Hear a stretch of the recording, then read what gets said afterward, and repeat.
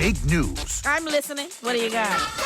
Critics and parents agree. Paw Patrol, the mighty movie, is hilarious, action-packed, and fun for the whole family. How do you like me now? That's what I'm talking about. Paw Patrol, the mighty movie, rated PG, now streaming on Paramount+. Hey, this is Tad Kinchla from Blues Traveler. You're listening to my weekly mixtape with Brian Colburn. Catch the show. It's amazing. I just had an unbelievable time, and Brian is probably the best interview I've ever had in my life.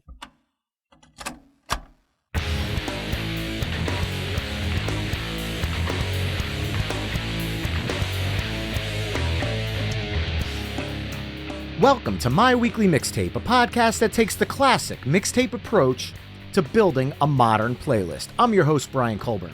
When I started podcasting in 2018, one of my goals was to talk to the musicians who have made the music that is the soundtrack to my life. And over the years, I've slowly but surely made that goal a reality. And tonight, I get to check off a bucket list band that, for anyone who knows me personally, knows this group is part of my personal Mount Rushmore of music. So without further ado, I am honored to welcome Tad Kinchla, bassist for Blues Traveler, to My Weekly Mixtape. Tad, thank you so much for joining me tonight, man. Absolutely. It's a pleasure. It's good to hear your voice again. Obviously, we've crossed paths in the past, but maybe not in a talking environment. Yeah, we did the show back in 2009 at the Bergen Pack in Englewood, New Jersey. It was an absolute blast, one of my highlights of my musical career. And now this is one of the highlights of my podcasting one. So, all right. Well, happy to be part of both. Well, I'd like to start by asking the same question I ask all of my first-time guests, and that is, what does the word mixtape mean to you? Well, I feel like I was born in an era where that was actually a thing. You know, back in the day when technology wasn't quite as readily available, you would, kind of have to curate your own, all of us listen to music growing up, all of my friends, and based on what you're listening to and your favorite songs and things that kind of were important to you or things that you might want to share with someone else, you would have to literally go, and it usually involved two cassette players, one playing and then the other had a record feature. And you would actually, in real time, mix a tape together of songs that, depending on how you wanted to convey the tape, what it was for, because there's obviously various levels of mixtapes. You would kind of, record individual songs onto a tape, and then you would actually write in on the label on the cassette. And then if you got fancy, you'd have a Sharpie and you'd do some doodling, and then you'd give it to someone. And when I envision mixtapes, that's kind of where I go with that, standard audio cassette tapes. Awesome. Well, I'd like to start actually in the middle of Blues Traveler's story, because you joined the band in 1999 after the sad passing of Bobby Sheehan. And being that Chan Kinchla, the band's lead guitarist, is your brother, was there any trepidation or pause within the rest of the group when you joined? That's a good question. It was just to give a little backstory to that. It was kind of an interesting time. I shouldn't say interesting. It was kind of an emotional time for everyone, because I was good friends with Bobby, and obviously the band started and formed with Bobby, and plowed forward and had their successes with Bob, with Four and all that. And then they tried out 5 bass players, and I was one of them. I happened to still be playing. I kind of went a circuitous route. I went to Brown and played lacrosse and got hooked back into music because I'd always played music. And then I was in a 3-piece that actually moved to New York after graduating and started playing. And so my chops were still there because I was playing at the time. And so I was one of the 5 guys they asked to try out. And it was weird because my tryout was the first gig in New York after Bobby's passing. So it was kind of a cathartic reunion of people right after Bobby had passed. So it was the first time everyone had the chance to kind of air things out. So it was, it was kind of it was a tough gig to play, I should say, but went over well. The guys they waited 2 weeks to tell me, which was really classy. I think Jan told him, he was like, let him sweat it out.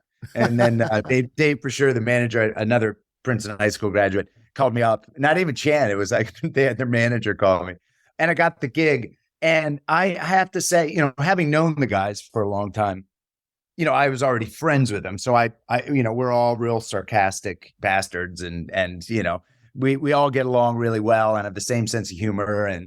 But I never really sensed anything but, acceptance into the band, and really the fans as well, just made it that transition, because it's a major transition. I don't play like Bobby, and it's, kind of, we moved in a different direction, because I told them straight up, like, if you want to get Bobby, hire a studio guy that can cop Bobby, because I don't play like Bobby.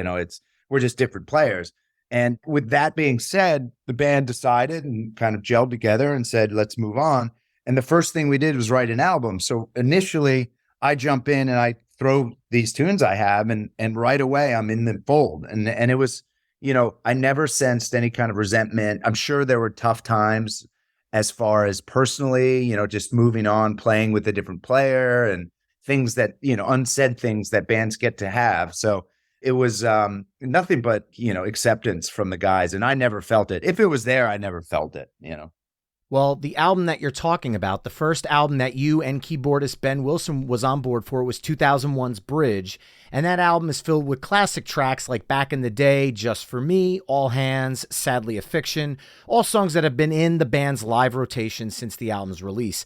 I've always considered the Bridge album to be the beginning of the quote-unquote 2.0 era of the band, because you and Ben in the mix gave this band new avenues to explore musically, and I think this album really capitalizes on that.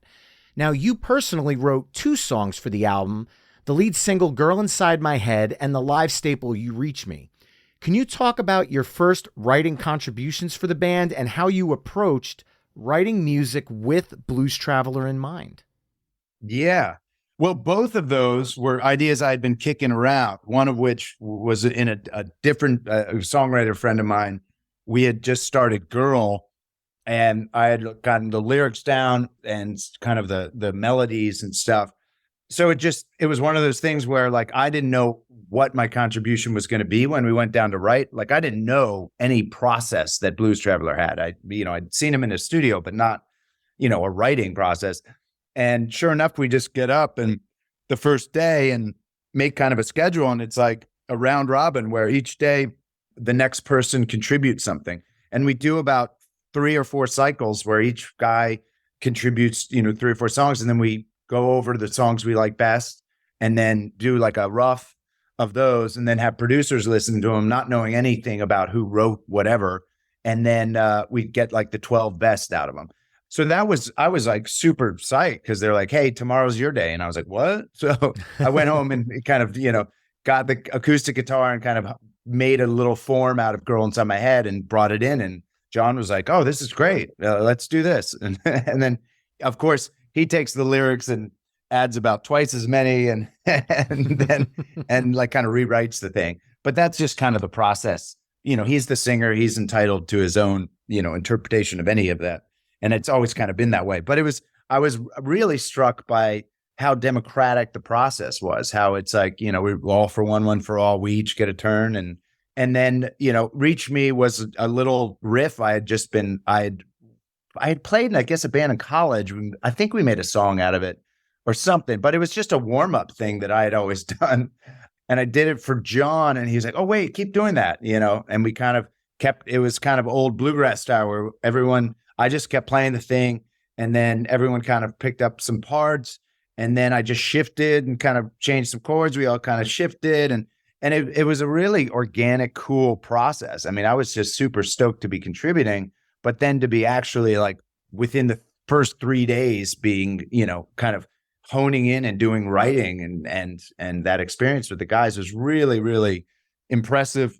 Not only in that it was, so organic, but how kind of shared a process it was. It was really a cool experience. Well, also in 2001 was one of the most transcendent concert experiences of my life. December 16th, just a few months post 9/11, the band took the stage at the Roseland Ballroom along with Michael Franti and Spearhead and led a 4-hour celebration of all things New York, including John's spine-tingling rendition of the Star-Spangled Banner, which could be heard on your live album, What You and I Have Been Through, as well as bringing first responders up on stage for a rendition of The Path along with Radioactive from Spearhead. That show will forever be one of my favorite concert moments, and I'd like to know what it was like for the band to step up on stage a few months post 9/11 in the heart of New York City and try to bring some levity to the hardest moment in that city's history. Yeah. Hey, that's a good recollection. I'm glad that you were part of that. Yeah, that was a pretty, I think we didn't really like realize, we had been on tour. We were in New Mexico when 9/11 happened. And then we made our way back. And I remember we were all sitting up front in the bus because we'd all lived in New York for years. And I was still living in Brooklyn over in Williamsburg. And, just to see the skyline was just so, kind of profoundly humbling to come up and just realize what happened firsthand. And so we were all, everyone was emotional who lived in New York, who had friends. Mm-hmm. It was just such a kind of weird time. But to be able to have a gig on the books there, especially with Fronte, it was such a great tour with them. But to get up in Roseland and be surrounded by Jersey and Connecticut and New York people was really special. It definitely, it was something we really enjoyed doing. I think it was a couple days later where we looked back and I was like, wow, that was kind of like, an interesting, kind of a deep thing to happen, that we happened to have a gig there and, in that time. So it was, a great place to be, especially Roseland with such deep roots with the band, It was kind of like coming home. Well, being I mentioned that song, The Path, that song was initially part of a concept album that the band recorded called Decisions of the Sky, that in 2000, week by week, the band released as I'm going to sound really old school here, but as a free MP3 on the band's webpage. There were talks at one point of there being an official CD release of this album with a fifth unreleased song, but it never came to fruition. And on the band's 25 compilation, 3 of those songs, 12 Swords, The Sun and the Storm, and Traveler's Suite, made the track listing, but The Path was omitted. The liner notes acknowledged it, but I've always wondered why The Path wasn't included. And in this age of digital releases, more importantly, will the world ever see Decisions of the Sky released as it was originally intended? That's a good question on why that was never released. It was kind of above my pay grade. It was a concept album John had been kicking around, and we actually, we went in.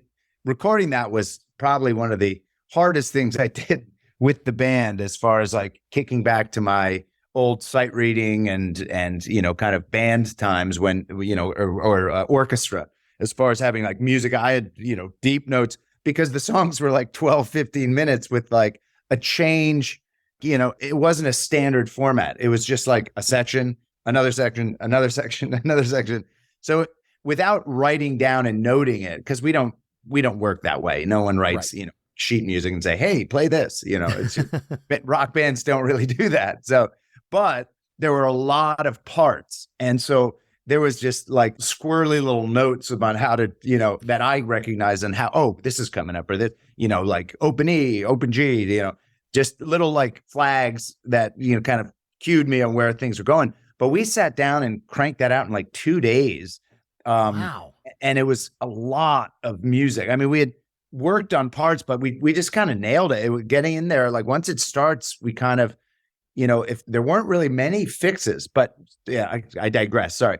As far as why that didn't get released, I do not know specifically. It might be a John question where he didn't want to do it partially. It wanted to be one thing. And if it couldn't be one thing, he didn't want to do it all together. So I don't have a legitimate answer for you, but that's about all I can offer. Well, another thing that happened that night in New York City was the band played a version of Runaround in a minor key. And this version was entitled Fucked Run. And it was played live for several years and then kind of just fell off the live map. And I assumed in 2007, when the band released Cover Yourself, that I was finally going to get a studio version of this amazingly dark and melodic take on one of the band's biggest hits.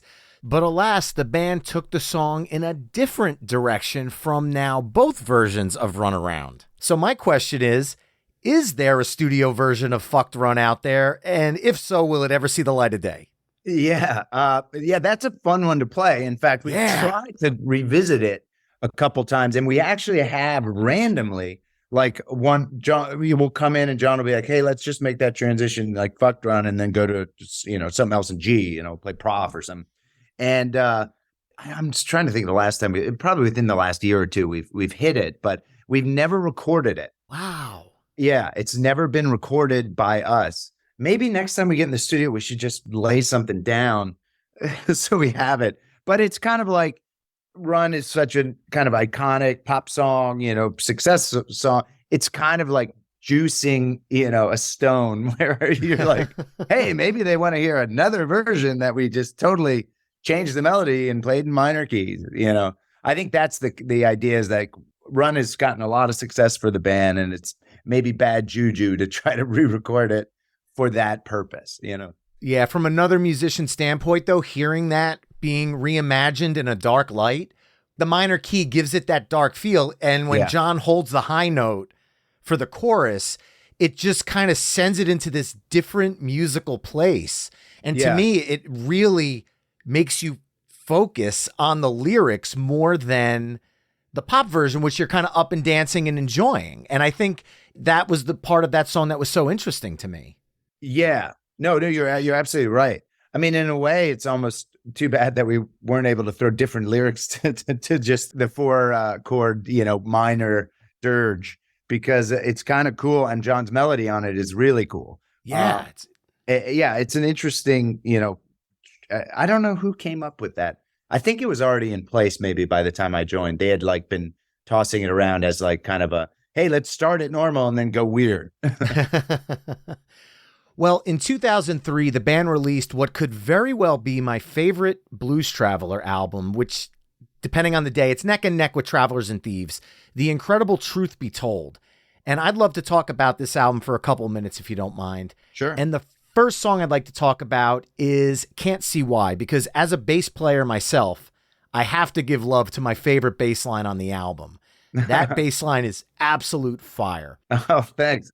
When you're contributing songs to the band, other examples from the album, Let Her and Let Go, Partner in Crime, did you write those songs with a specific bass line in mind, or were you kind of writing the music and chords first and then designing the bass line after the song was kind of in the band's hands?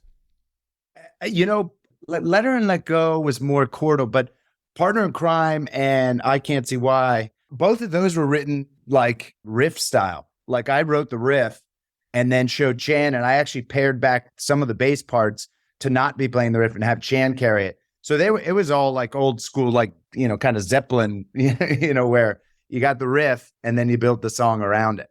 Nice.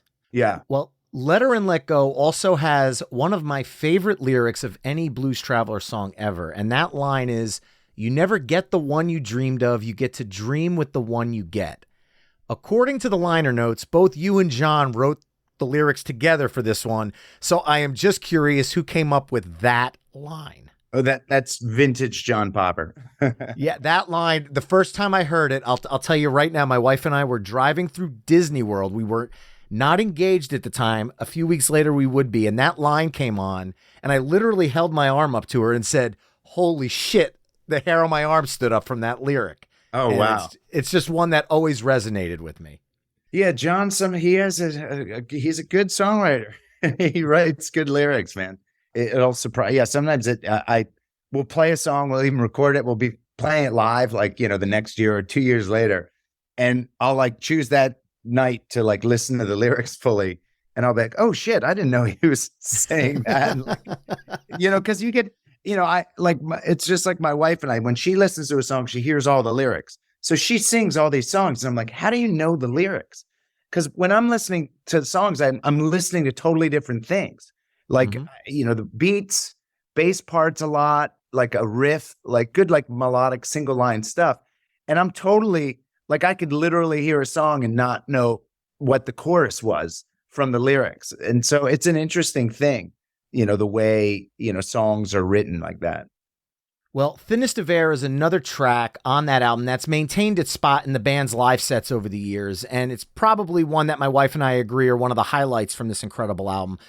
With so many albums to pull from in your discography, and an obvious bank of hit songs that really can no longer be denied during your live shows, how does the band decide on which songs make it past the quote-unquote album tour cycle into the quote-unquote this song's here for the long run mentality? These are good questions, man. I didn't know I'd have to think. So it's an interesting process, actually. I mean, you're bang on in that respect. Like, we go through that process where, I mean, we've played long enough and together and recorded enough. We have good sense about it, but like when you're writing the song in the first couple, 2 or 3 albums, you didn't know what would stick. You know, it's like throwing pasta against the wall and just, because sometimes if it was too layered of a recording or the song was too produced and didn't have independently strong parts, you'd play it live and be like, oh, wow, that sucks. Or like there were real heavy harmonies that at the time we couldn't hit, because John's up in a different register and Ben and I couldn't try to get to them. And then there's others that aren't really prevalent on the album. They're just kind of, but live just kick ass. It'll have a couple bass and guitar parts together or something, or just, you play it live and you're like, oh my God, that was really fun. And people seem to respond to it.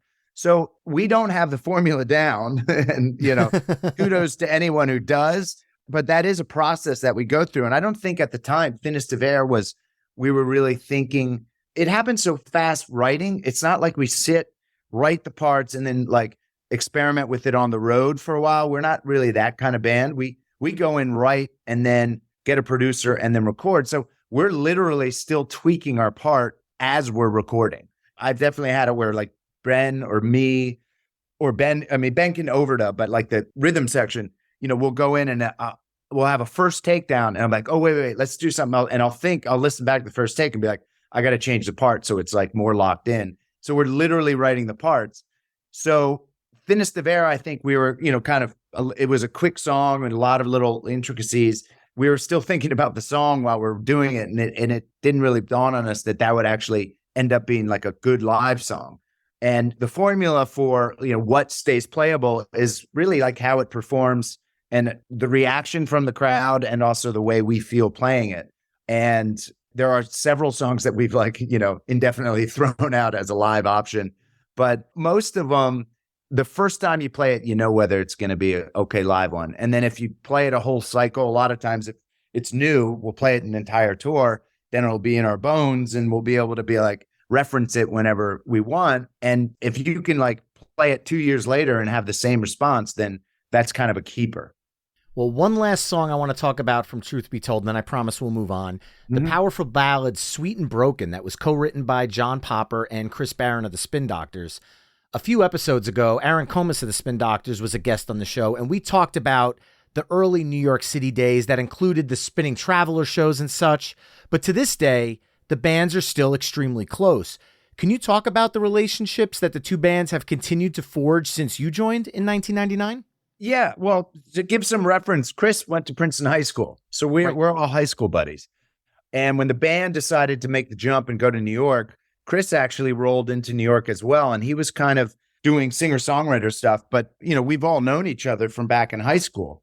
And, that bond is, if you're high school guys going to New York and playing in the same scene, you're about as close as you can get because you're going to hold on to those friendships. And they clearly... Spin Doctors, it was like lightning striking twice in the same spot with Spin Doctors and Blues Traveler coming from Princeton, right, both getting hits, in the same, 2 or 3 year period. That was just no one expected that. And it was very lucky, and chance had to do with it, and talent. But Chris has been, we've probably haven't gone more than 2 or 3 years since 2000 without playing a gig with Chris or the Spin Doctors. I think that we're irrevocably tied together via the 90s, and also the fact that if the name comes up, we're yes, let's do a gig with them. Let's try to make it happen. And we just I'm trying to think of a lot. We just played with him, not all that long ago. He came out in the was it the fall, our last tour, our spring tour, he actually opened a bunch of shows doing playing guitar and singing solo. And it was actually really cool because he's gotten really good at guitar. And it was really fun. I mean, there's something really cool about seeing John and Chris on stage. Like it brings back memories of when I saw them, when I was in like, 7th grade or whatever. And they were at the church across from the high school playing gigs. Well, while we're talking about co-writing, I want to jump ahead to 2015's Blow Up the Moon, which is a very unique album in the Blues Traveler discography because every song on the album was a collaboration, along with artists such as NSYNC's JC Chasez, the Dirty Heads, Hanson, Plain White Tees, and Bowling for Soup, just to name a few. The title track, Blow Up the Moon, which features both JC Chasez and 303, happens to be my kid's personal favorite Blues Traveler song. Yeah. So I'm just pulling that one out as an example. But as a whole, can you talk about how these collaborations kind of came to fruition and maybe how those sessions differed for you versus other albums in the Blues Traveler catalog? Yeah, that was an interesting, we had a management team that was they're out in Vegas and they were a little bit green. And I mean, if you look at the list of like, collaborations, it's like, someone took, a wall full of band names, printed all over it and just randomly threw darts. There's no like, I mean, it's about as random. You couldn't have bet on who we were going to do a collaboration with and been right. It was really interesting. So our management at the time, I think those were contacts they had made. So we didn't know this at all, but they didn't have a huge portfolio of people to call. So they just called some people. I think one of our manager's assistant was somehow related to JC Chasez. And, the 303, I'm not sure. I think there was a gig that one of their openers did with them, but they just called up a bunch of people and we took the yeses, and we found this out kind of after the fact, because we weren't putting in calls and we just kind of went with their concept. Like it's going to be random, but like we feel like it's going to be an interesting, kind of collaborations. And that writing process was really cool. We traveled to each place and then we'd like rent a studio and basically meet the people, sit down, like have coffee and lunch maybe, and then start like writing back, hey, any ideas? And it was literally like whoever played the first thing, we'd be like, okay, let's try that. Nice. And sometimes it was us or John being like, here's an idea. And he had some lyrics and they would do lyrics first and then we'd fill in the music. And then some others were like, here's a couple chords that I was thinking this could be really cool. And then we'd get the chord structure down. And then John and the other singer would like kind of work on lyrics together. Well, while we're on the subject of unique albums, I mentioned this one earlier. Listeners of My Weekly Mixtape will recall episode 36 because John O'Manson was the guest on that show. And we talked about his collaboration with the band on The Mountains Win Again for the 2007 release Cover Yourself, an album that the band took their biggest hits and re-recorded them with new arrangements. Can you talk about the mindset behind taking some of the band's most beloved songs and rearranging them, and then how the fans reacted to hearing these songs under a new lens? Yeah, that was, we were in Austin at the time and Jim Eno produced that. He's the drummer from Spoon and has a studio in Austin. I think he still does. But anyway, it was really a cool time. Our management, I think here's the deal. It was like we had recorded something and John was like, I don't have it in me to do a full writing session and doing a whole album full of material. Like right now, I'm like, he was just, we were tired, we were touring a lot. So the management came up with, he's like, well, what about if we like just re-envisioned, your own stuff? And we were like, John was like, sweet, perfect. He was like, no lyrical work. And so I think that was where that brainchild came from. It was like, this is the least amount of work I can do, but be creative at the same time. So it turned into a really fun project. But I think it was like, that was the kind of the kernel of where that idea came from. And then we would, kind of just sit and throw out ideas of what style to play the song in, and then just kind of reimagine it. I think most of the time we stayed in the same key and didn't go like major minor, like that Run thing. But it was super cool. Like kind of basically you're writing a new song, but just applying the other, the old lyrics to it. So boiling it down, that's about what we did. And it was really fun process. Fortunately and unfortunately, those songs really didn't stick live. We did them a couple times and it didn't resonate really. I think there were some disappointed people when we did it. So a lot of those, I don't think we play any of those versions anymore live. But it's a good point to bring up. Maybe coming up this fall, we can maybe implement some of those. Now, Blues Traveler's always been one of my favorite live bands, and I don't think we can discuss this band without a little bit of a focus on the live shows. And at one point, when you went to see Blues Traveler in the early 2000s, there was never a guarantee that you'd hear Run Around, Hook, or But Anyway in a set list, but you could always expect something deeper, like Business as Usual from Straight On Till Morning, Conquer Me from Save Our Soul, or Optimistic Thought mashed up with a sprinkling of Kenny Rogers' The Gambler. Yeah. And I remember a run in November of 2002 where I caught the band several nights in a row at Irving Plaza in New York City, where the band did a no repeat run. Yeah. And to me, that really lends itself to the jam band community mindset, something I've always felt that Blues Traveler embraced in live shows. So how does the decision come within the band to craft set lists, and has that jam band mindset evolved over the years in terms of what songs you guys plan to play at a given show? Yeah, no, for sure. I mean, the times have changed, just like, the way music, bands don't make money selling albums anymore. They make money touring, or, you could be in the middle of the outback in Australia and have 5 million views of a song you wrote in your house. Like things have changed in the industry, let's say that. So back in the day, like when I first joined, we were doing those 2 sets a night, and there was a real hunger for that. And I think we were more positioned in the jam band scene, having come out of it and kind of helped start it, let's say, with the Horde and all that. And like our friends and peers were like, Dave Matthews and Fish and Mo and, all these bands widespread.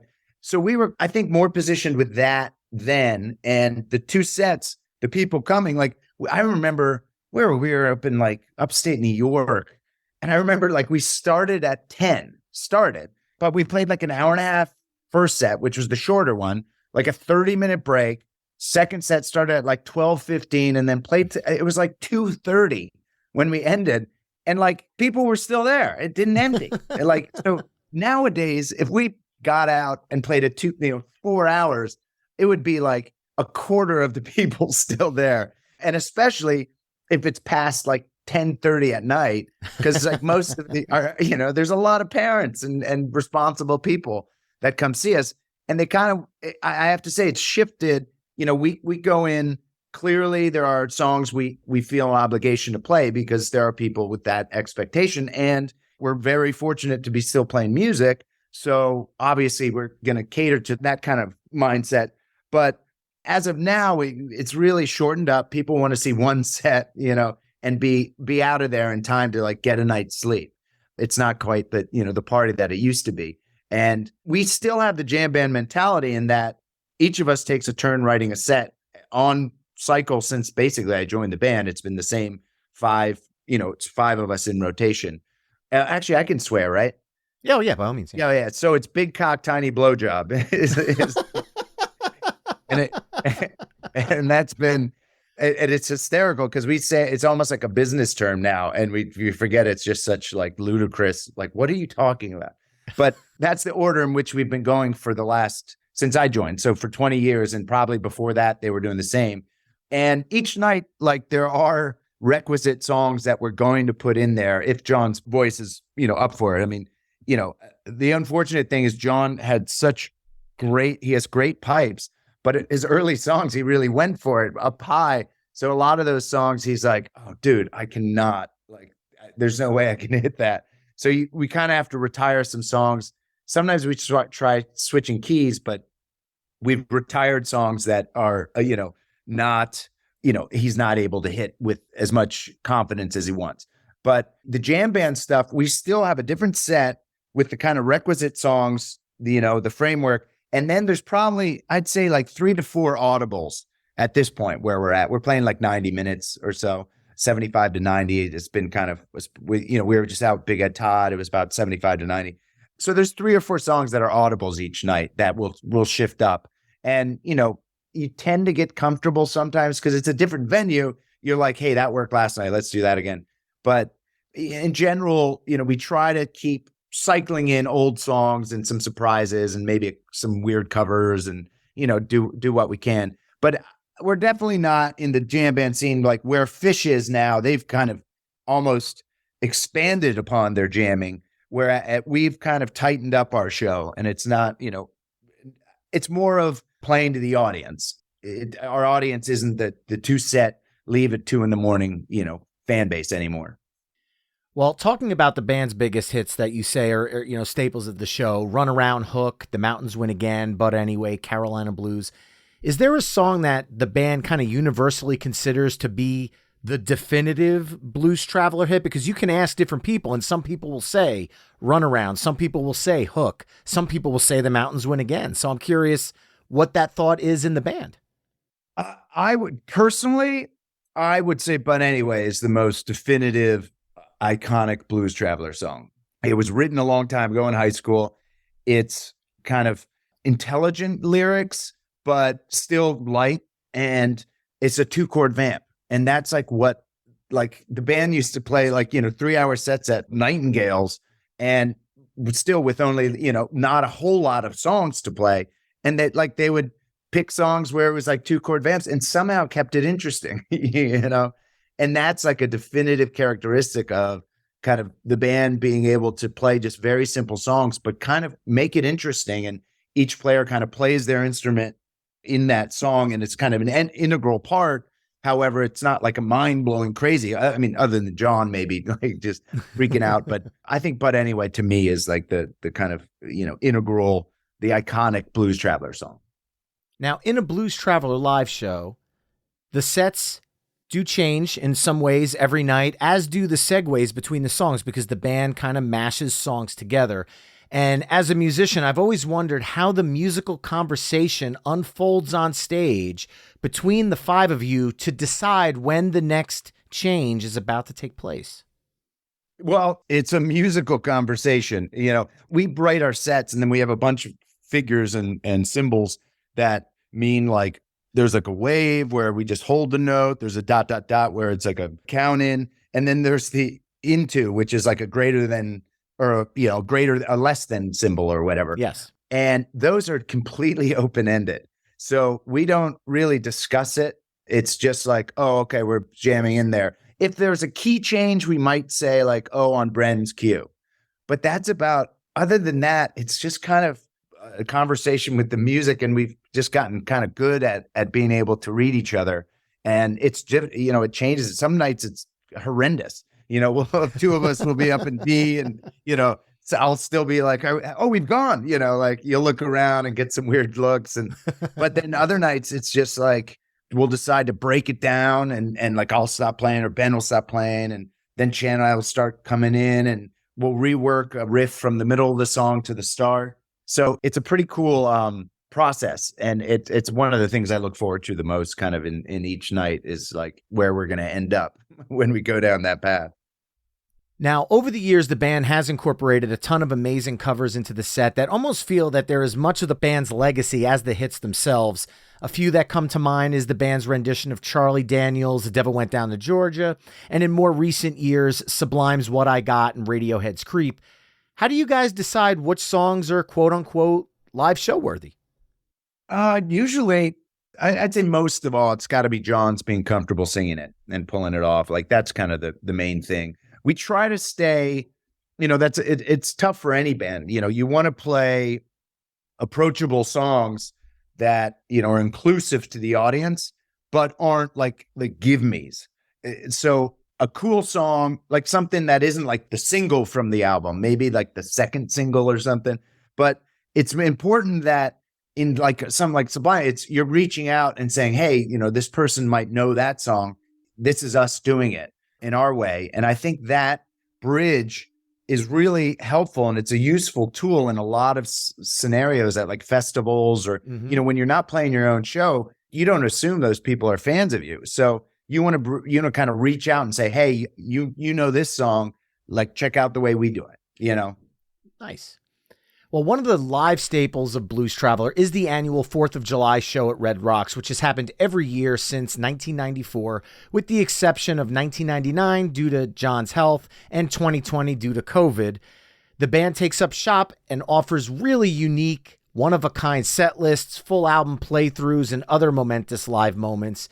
Can you talk about what this tradition means to the band? Yeah, Red Rocks is like the cornerstone of our year. It's really a keystone. It's probably our most important gig and our favorite gig to play. It's an amazing place. It's always a great crowd. We have the longest running tenure of any single event night at Red Rocks. I mean, it's something like 30 years, with the exception of that one year where John couldn't.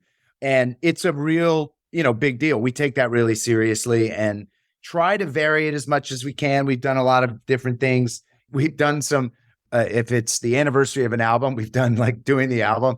But I think we're over that because it's like that ends up being like you play maybe 3 or 4 of the songs on any given album we play regularly, but the others we don't. So we play it front to back live, but having never rehearsed the other songs. So you end up with a couple songs that are a little bit flat in there that are just kind of like, oh, crap. So we try to, I think now we're trying to just make it as cool an experience as we can, unless there's a big anniversary that John really wants to try to celebrate. I think it's, it's kind of our most important show and there's a legacy there of kind of, that was one of the big first shows the band ever did as far as like big places that meant a lot to them. Well, selfishly, I'm going to bring up my favorite Blues Traveler gig of all time because that was June 2nd, 2009, when I had the honor and privilege of opening for you guys at the Bergen Pack in Englewood. And it was one of the most memorable musical experiences for me because I got to share the stage with a band that I admire. Now, my question to you is there a band that you have ever shared the bill with personally where you left the stage with that feeling of, man, I can't believe we got to share the stage with blank? Yeah. For me, oddly enough, it was, there were several times, that we had played or opened that I was just like, this is awesome. But on like some festivals, like we Blues Traveler doesn't really go out. I think Train and then maybe Bare Naked Ladies were like the only time we've ever gone out as like a precursor, an opener. And so with Blues Traveler, it didn't happen that much. I mean, we'd share a stage at a festival.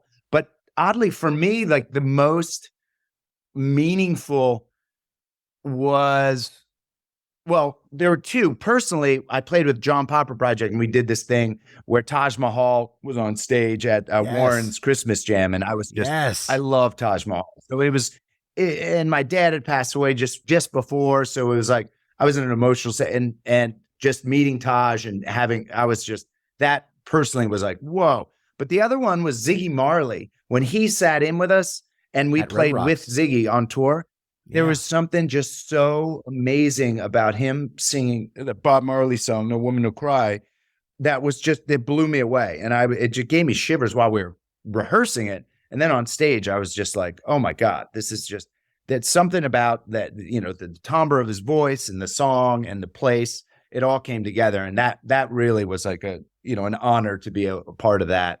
Even though it wasn't an opening gig necessarily, but, it was one of those things where I was just like, duh. And then on a personal note, when like O'Teal sat in and jams with us, and he and I are trading licks and Victor Wooten, those were like, I'm not worthy kind of moments. I get it.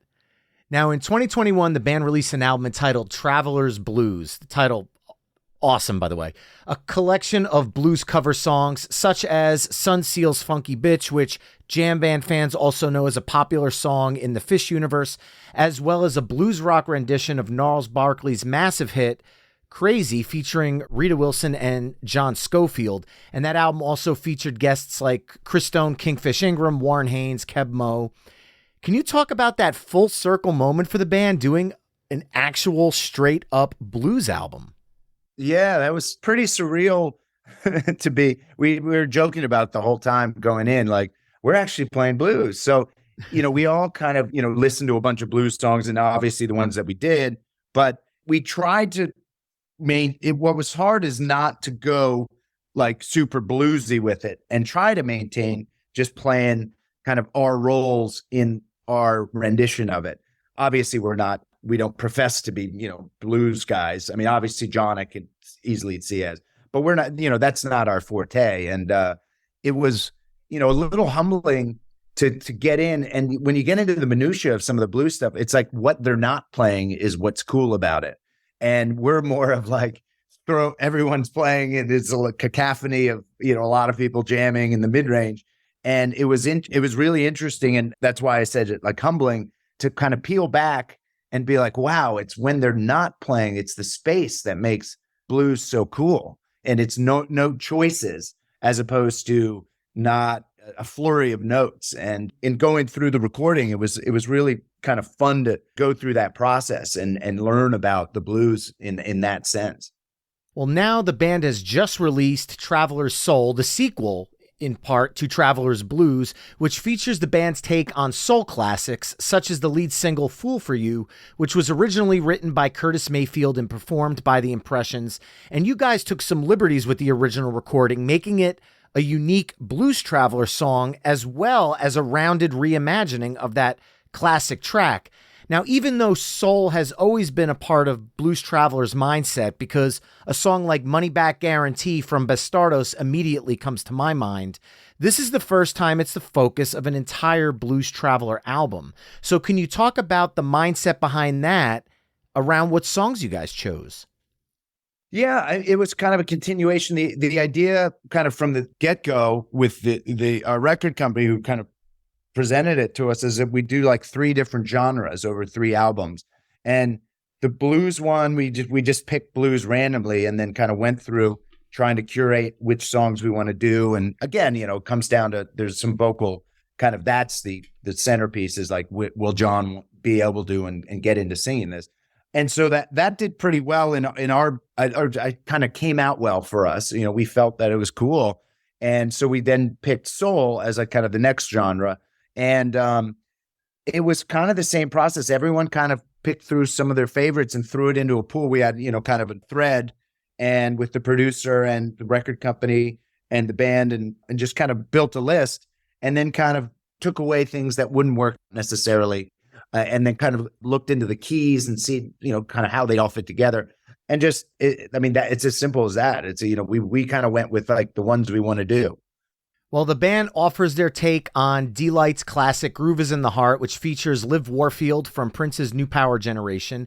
Now, the original is a funk bass masterclass from the legendary Bootsy Collins. And as a bass player to another one, not only did you step to the plate on this one, dude, you hit a friggin' home run, because it feels like you're tipping the hat to Bootsy, but you're also adding your unique style of playing to this song. I'd love to know what your mindset was walking into approaching an iconic bass line without changing it so much that you take away from the heart of the song. Yeah, that was an interesting one. That was John. John contributed that. He just liked the song, and we were like, well, yeah, it's a badass song, but how are we going to do it, And me and Shan just sat down and said, hey, this is how we'll play the riff, because it can be played kind of a couple different ways. And I didn't know if the producer was just going to loop it or we'd actually play it. And it ended up, me and Shan played the riff just straight through. So that's all just live, playing the riff over and over and over. And, after one take, you basically have it. And, Bootsy's, is phenomenal. And it kind of came together pretty good. And kind of, we shifted just slightly, because there's some soul feels you just can't get, you just don't have it in you. And I think it was just slightly shifted, but it was super fun to lay down and then afterward be like, oh, nice. It started to build, that's one of the songs, like DJs and loop-based creators, you have to have a vision and know that where you start, it's going to get more dynamic as you go along. Well, while we're talking about quote unquote groove, let's pivot over to the band's take of King Floyd's 1970s top 10 hit, Groove Me. This one stuck out to me because of the pocket that you guys slid into, along with how balanced the horn section was underneath John's vocals. And then you add in some very tasty solos from Chan and John. This to me was a standout track on the album. Now, as a live fan, I'm kind of curious, that horn section brought something to the song that made me think, I think about Blues Traveler tracks like Go Outside and Drive. I mentioned Money Back Guarantee. I think about The Wolf is Bumpin' from 2018's Hurry Up and Hang Around. I could hear a horn section in a Blues Traveler live show. Is there any chance that's ever going to happen?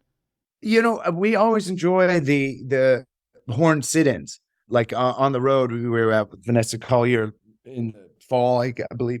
Or no, I think it was the spring. Whenever we play with someone with a horn, it always just is a great sit-in. We always enjoy it. Usually we'll have one song and then be like, yeah, do another. I mean, and it pairs really well with the harmonica playing. And, I would love to. We've thought about it in the past, but then it's a couple more people touring and, it just logistically hasn't worked out, but we would love to have a couple horns, a three-piece would be fantastic, but that's something I think we've talked about, but we've never really committed to doing it. Well, you mentioned something earlier, and it would not be my radio personality to not touch on this a little bit more. We have Traveler's Blues. We have Traveler's Soul. What is the return of the Jedi to this trilogy? What genre of music will you be tackling next? It is not certain. I would tell you, actually, if we knew.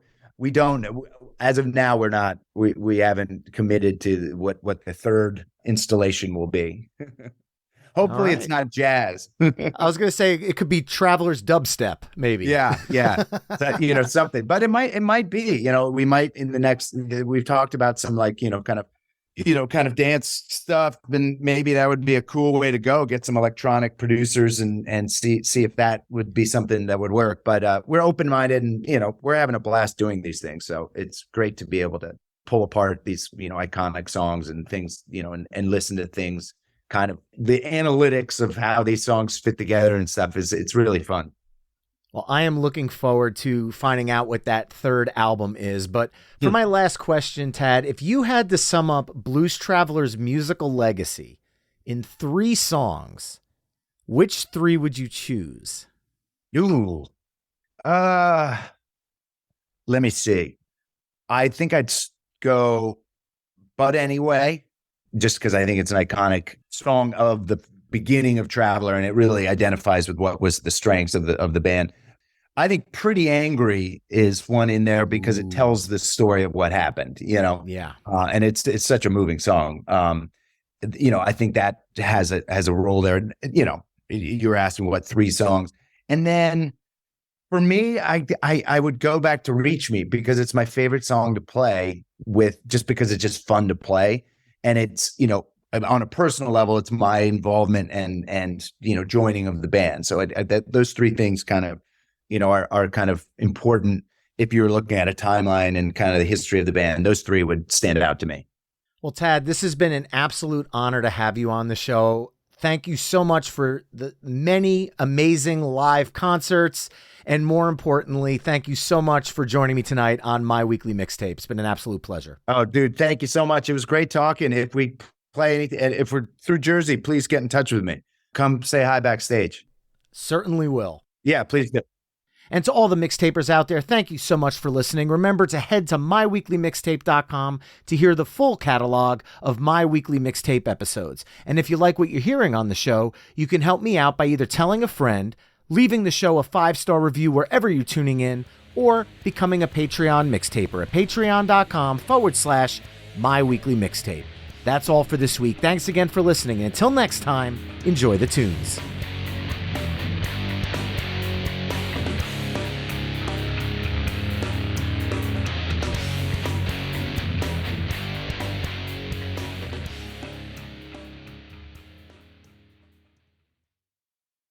Hey folks, Stefan Shirazi and Renee Richardson here from the Metallica Report. And we are proud members of the Pantheon podcast family, where the best of music and podcasts unite. We've got something pretty cool for you.